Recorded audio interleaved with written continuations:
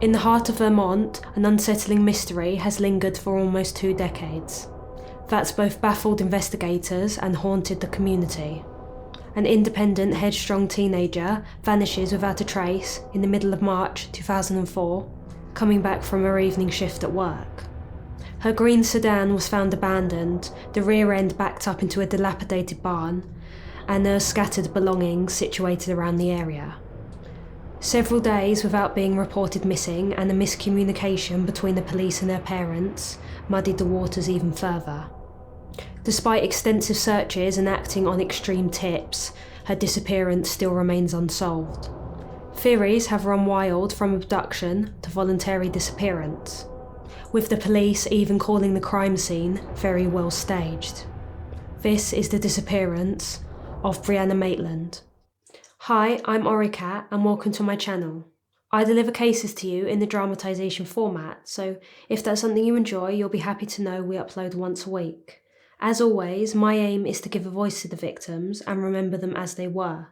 So with that, let us begin.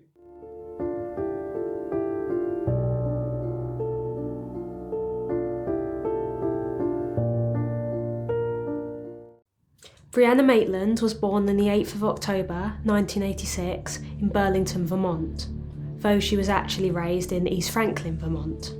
She was born to Bruce and Kelly Maitland alongside her older brother. East Franklin was a small rural community. On the whole, it had all these rolling hills and was just a very scenic place to live. There were plenty of outdoor activities, and it was kind of a place where the whole community would get together for social events and special occasions. Now Brianna stood at 5'4", with medium-length brown hair and hazel eyes. She was known to be a very strong-willed and determined girl. If she really wanted something, she would go after it, and she wasn't one to let things hold her back. Throughout her youth and into her teenage years, she trained extensively in jiu-jitsu and achieved a really high standard. Brianna attended Mrs. Coy Valley Union High School, but on her 17th birthday, in October 2003, she decided she wanted to move away from her parents' farm. She was on the search for independence, which a lot of teenagers wanted at that age. More specifically, Brianna had a certain high school she wanted to transfer to. This was Ennisburg Falls High School. There it had a specialised programme which was designed for students who needed a more flexible schedule. Not to mention it would be a lot closer to where her friends lived, even though they went to different schools. And Brianna really needed this because she was struggling to have an engaging social life within Mrs. Coy. Setting off for a quest into independence, Brianna enrolled herself into her intended high school, and though she was really positive about the change in general, the living arrangements weren't so great. She would constantly move in and out of several of her friends' homes, as well as her boyfriends. Though it was worth noting that Brianna's parents really weren't that worried about this type of lifestyle she was leading. Especially Brianna's dad Bruce, because it resembled a lot of how he acted when he was younger. But regardless, her parents would also go up and visit her every few weeks. By the end of February 2004, Brianna officially dropped out of her second high school, the academic and social challenges just becoming too much and too stressful for her. So instead, Brianna moved in with one of her childhood friends, Gillian Stout, who lived in Sheldon, Vermont. Sheldon, Vermont was another really tight-knit community. It was very outdoorsy with lots of idyllic scenery. It was a town very much focused on preserving its rural agricultural character and protecting its natural resources. While she was staying with Gillian, Brianna planned to complete her GED, as well as having more time to work her 2 jobs. They were both in the service sector. Now, towards the end of February, even though Brianna wasn't attending high school anymore, she still managed to maintain her social life. And this included going to a party which was going to be attended by all her friends. At this party, Brianna made an effort to talk to lots of different people, girls and boys alike, all over the course of the night. But it seemed at some point she may have spoken to the wrong person, because Brianna instantly felt that something was off with one of her friends. This particular friend, Keely Lacrosse, kept shooting her these angry looks. So Brianna kind of left the party for a bit and climbed into the vehicle she had come in, with, Keely in tow. Brianna was likely trying to find some type of resolution between them and find out why things had turned so bitter. But before Brianna could really mention all that much, Keely just absolutely launched herself at her. And this movement was so unbelievably aggressive and shocking that Brianna was just frozen in place. And Keely, who was absolutely enraged about something or another, just kept punching her in the face over and over again. But despite her martial arts training, Brianna refused to fight back, and this eventually led to her having a broken nose and concussion. In fact, her facial injuries were so bad at one point that she had to have a brief stay in the hospital. It is unknown why Brianna didn't try to defend herself in this situation. There are many questions it brings up, such as, was she in a strange state of mind? Was she feeling particularly desensitized or down? Or was it purely because there wasn't enough space in the truck to defend herself properly? Or there may have been even a chance that Brianna actually felt like she did do something wrong, and perhaps was taking it because she felt like she deserved it for some reason. Regardless, at the time, those close to Brianna speculated that the attack likely came from jealousy. They said that at the party, Brianna had been interacting a lot with a boy Keely really liked. With their friendship pretty much irreparable by this point, once Brianna had a bit of time to recover from her injuries, she filed charges against Keely, but unfortunately these complaints would never come to fruition. 3 weeks later, the 19th of March 2004 came around. It was a Friday and a really still but also very cold day. Temperatures had dipped below freezing to around -3 degrees. That Friday morning, 17-year-old Brianna officially took her final exam, and as a consequence, she earned her own GED.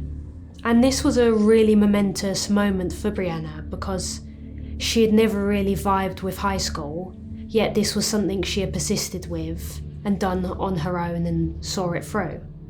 To celebrate the occasion, Brianna's mother Kelly came down and they went out to have a nice lunch. Both in great spirits, Brianna chatted enthusiastically about her future plans for attending college. Brianna's father Bruce couldn't be there with them because at the time he was currently out of state in New York working.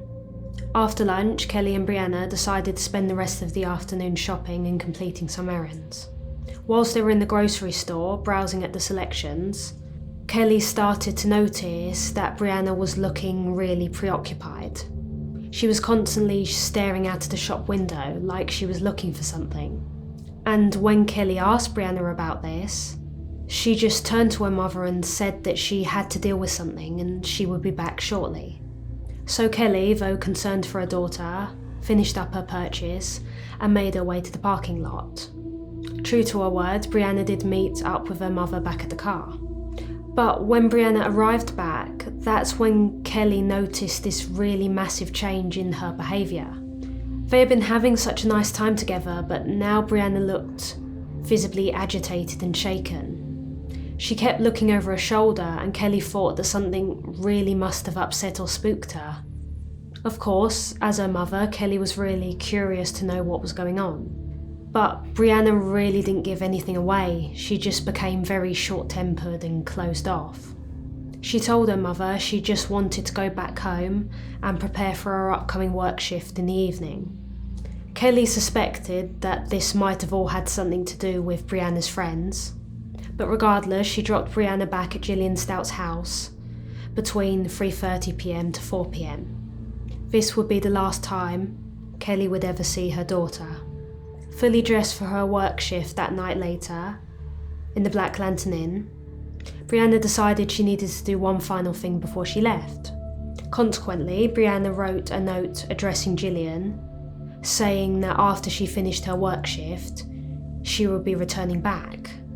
So Brianna drove up to her workplace in her green 1986 Oldsmobile sedan. The car was actually registered to Kelly Maitland at the time.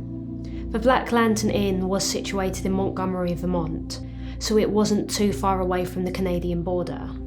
During her entire work shift, Brianna waited tables like normal, and according to the co-workers, everything was absolutely fine with her.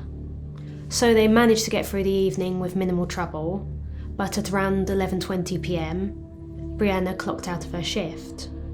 After they were all done with work, her co-workers did ask Brianna if she wanted to go out to a late night dinner with them, but she refused.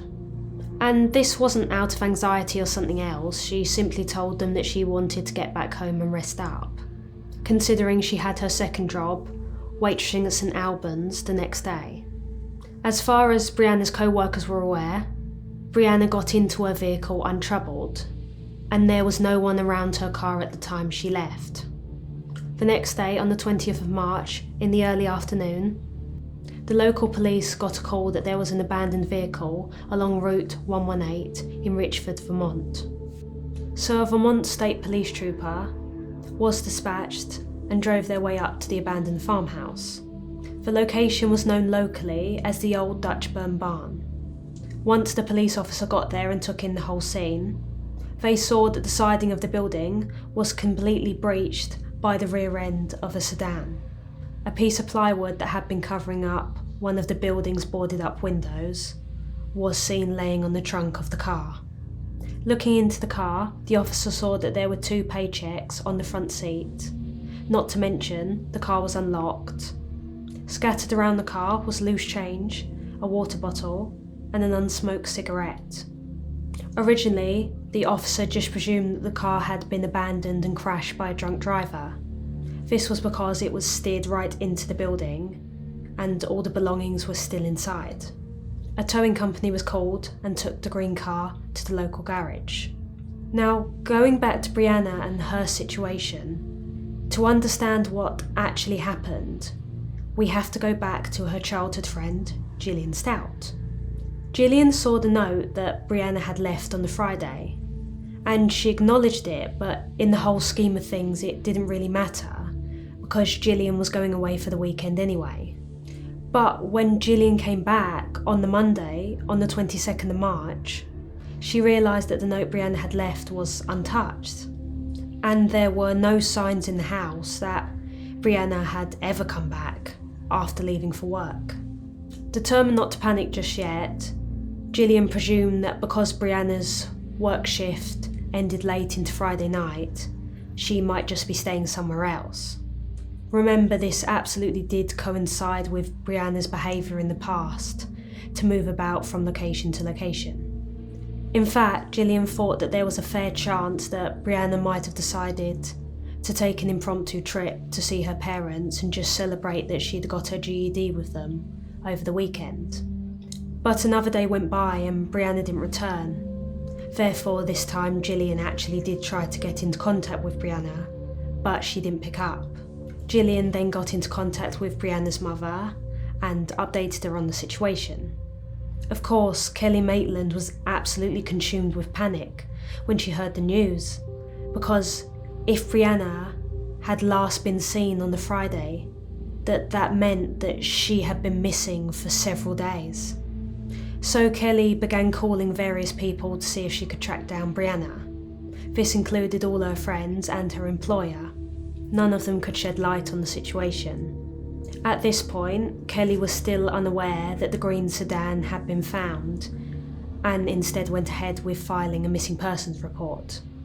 It was a day after, on the 24th, when Brianna's parents were finishing up describing to the police what Brianna looked like and what car she had left in, and hearing out Brianna's parents, the police soon made a connection. The trooper who had found the car in the first place showed them a picture of basically the green sedan that they had found at the Dutch Burn Barn. And lo and behold, Brianna's parents immediately recognised the car to be their daughter's. It was situated around a mile away from Brianna's workplace. When Kelly in particular saw the pictures of the car, her first response was kind of to be disgusted at it, because the way it was left just so carelessly and messy was nothing like her sweet daughter, and she truly believed that someone else had left the car in that type of way. With an official investigation underway, Brianna's parents gave the Vermont State Police in St Albans different pictures of Brianna to help along the search. After people in the area got wind of Brianna Maitland's disappearance, multiple witnesses started coming forward, saying that they had seen the abandoned car at the Dutchburn barn. The first witness, a man who drove by between 11:30 p.m. and 12:30 a.m, said that the car was officially at the building at that point, but the headlights were on, so he couldn't see anyone in the car or around it. The second witness that passed at around 12 a.m. to 12:30 a.m. also said that the car was there, but that the turn signal was flashing very brightly. This type of thing usually indicated that a car had crashed.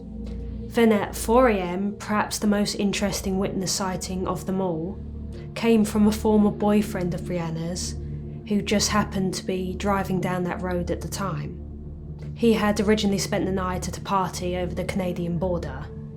Passing the vehicle, a part of him did believe that it looked quite familiar to him, but other than that he just presumed the car to be abandoned. Now, the original morning the car was reported to the police on the 20th.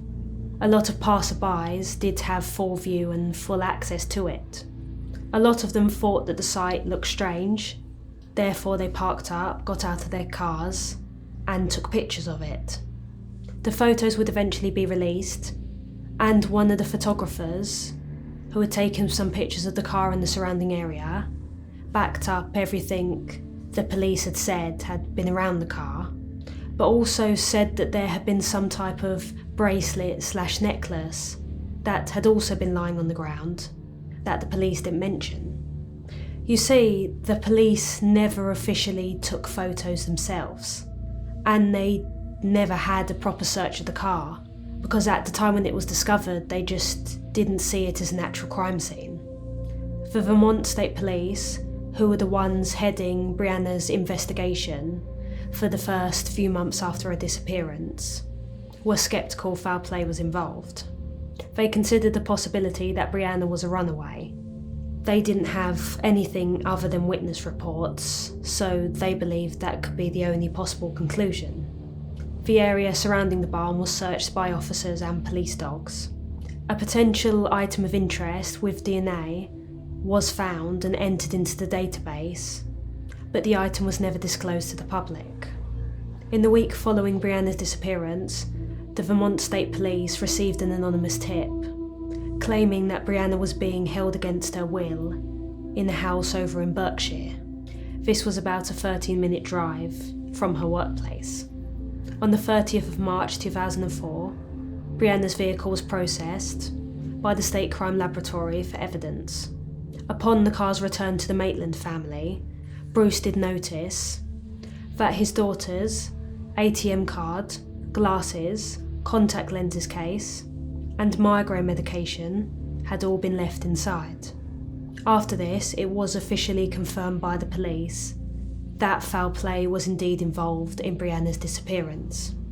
They interviewed 11 suspects in total, though one of the more prominent ones was Keely Lacrosse. You know, the girl who Brianna fought with a few weeks prior to her disappearance. Well, Keely was cleared quite quickly. Brianna's parents publicly speculated that they thought she had to have been taken or attacked by multiple assailants. Because of her martial arts training, that would be the only way someone could potentially overpower her. They also said that based on the state of the car and all the crime scene photos, that they thought Brianna had been dragged out of her vehicle forcefully.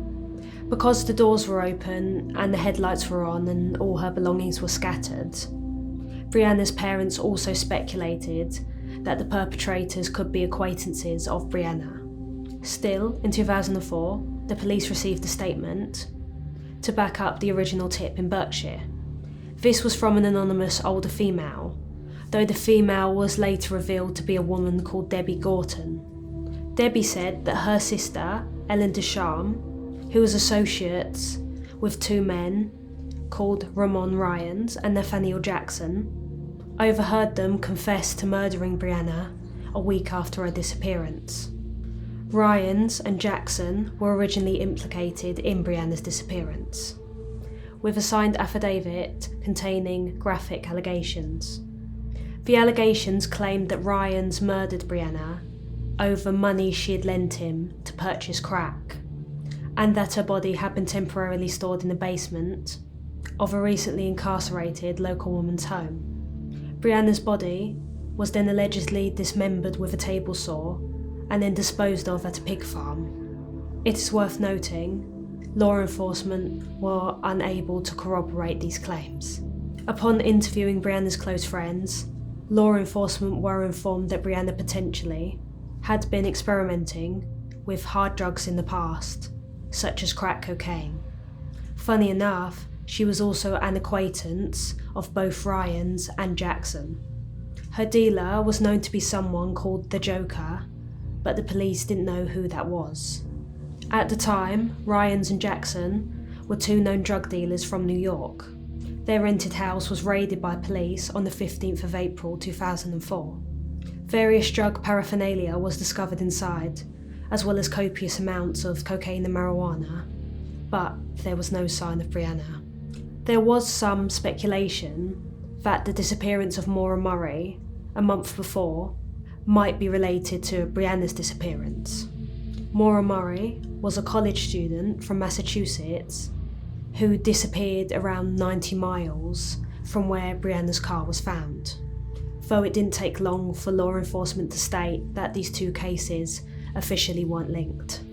During this time, the Maitland family also received multiple anonymous phone calls from people claiming that Brianna had been tied to a tree and then her body was disposed of in the bottom of a lake. Despite this, the Maitland family created a website called bringbriehome.org. The website was active till 2009, and it had a maximum reward of $20,000 for information leading to her whereabouts.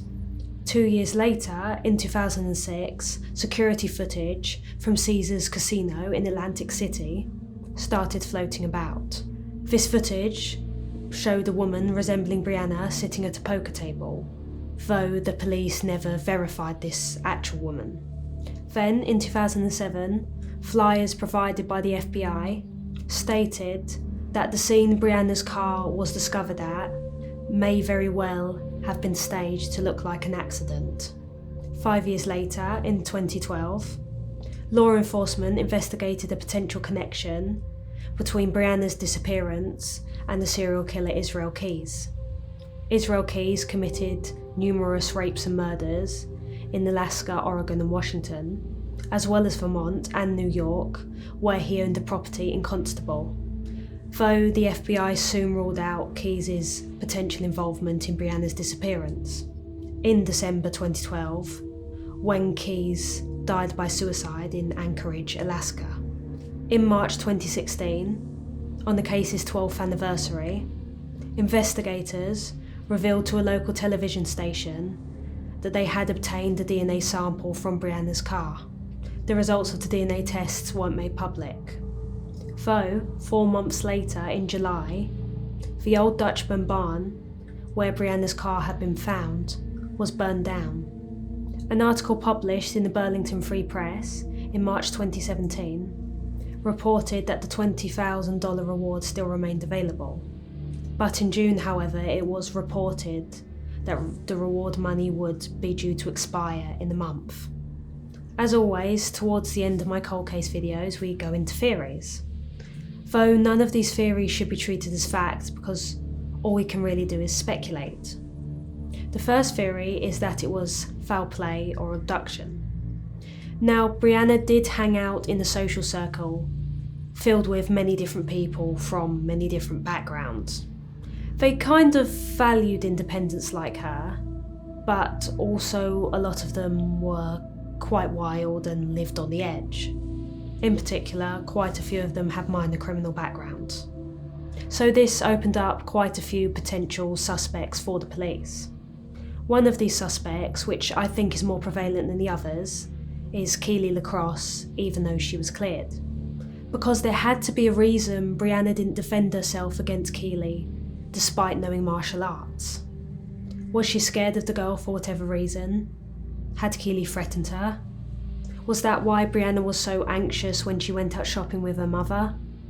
Also, to me, one of the witnesses' reports is very strange as well. Now, this could generally just be a coincidence, but I really do think it's crazy that one of Brianna's former boyfriends was driving past the site, specifically on that road, at specifically around the time she was supposed to have disappeared. He wasn't investigated by the police because obviously there was no proof, but still I think it's quite a big coincidence to ignore. The note Brianna left for Gillian is also something that particularly sticks out to me, because why would she need to tell her roommate she was definitely coming back from work that night? I would have thought that was a given. To me, it would seem like the reason Brianna wrote that was to reinforce to Gillian that she was meant to be coming back that night, and that if she didn't return, it wasn't that she had run away. So again, does that link into the mystery encounter Brianna had while she was shopping? Did someone make her feel like her life was in danger? Plus, despite all this, there are just some indisputable facts. Her stuff was left behind, her belongings were scattered all over the floor, and some people who have analysed the photos even go as far as to say that there does look like a struggle had taken place around the vehicle. Could she have been run off the road and then taken? I mean, because the car had been backed up into the barn, it wasn't like it had crashed into it head first. Or was another car parked up at her workplace and followed her out when she left?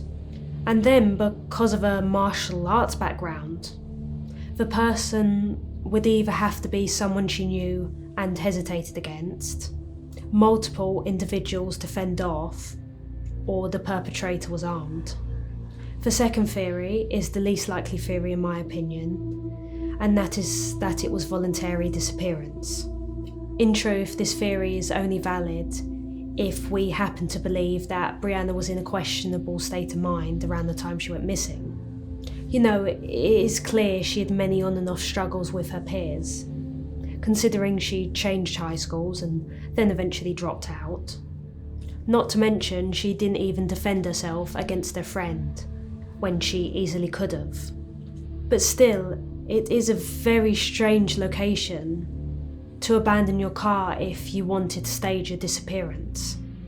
And as I said, unless you want to read into great depth about certain isolated events that happened before she vanished, there's no other evidence to suggest that Brianna was unhappy or mentally unwell.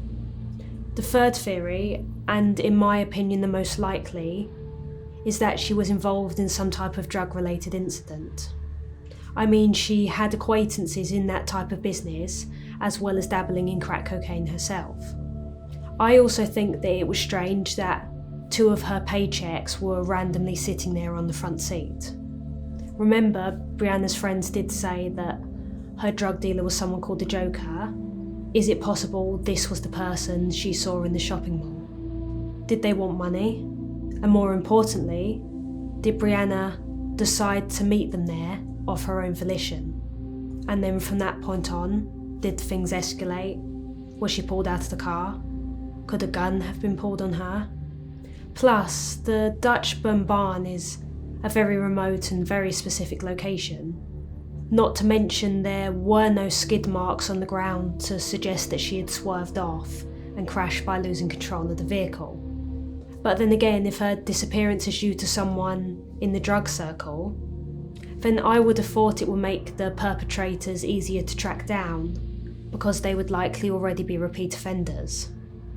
In the autumn of 2020, the 2016 DNA samples were sent to Othram, where proper matches could be tested. And then, in March 2022, the Vermont State Police revealed that they had a DNA match, which was linked with the sample found in Brianna's car. The identity of this person has never been officially released, although the police have said that it is one of the 11 original suspects who were interviewed over Brianna's disappearance. Police say the specific person has been very cooperative with the entire investigation, but they also stressed that a DNA match doesn't necessarily equate to straight away finding the perpetrator. Brianna's disappearance has been featured in the TV series Dateline NBC and Disappeared, as well as discussed on the podcast Vanished. In 2023, a book about Brianna's disappearance was published by the private investigator who had worked for the Maitland family. And as of 2024, the FBI offer a $40,000 reward for the successful recovery of Brianna. Craig Tremoroli, the FBI special agent in charge, emphasises the need for public assistance to fully solve the case.